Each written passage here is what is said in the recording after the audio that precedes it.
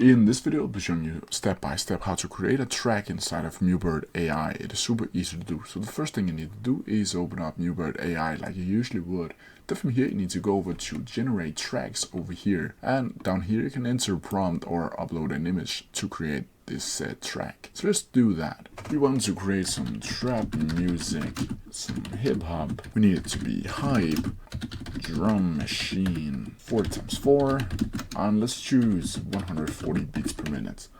Then from here you can add a set type down here, where you can add either track, loop, mix, or jingle. For this example, I'm just going to choose track. Down here you can also set duration, where you can choose anything between 5 seconds to 25 minutes long. If you go over a certain amount of time, you need to have a subscription for MuBird AI. But to create it, you simply need to generate track over here, and then MuBird AI will generate a track for you. And we can take a listen to it, how it's going to sound like when it's done.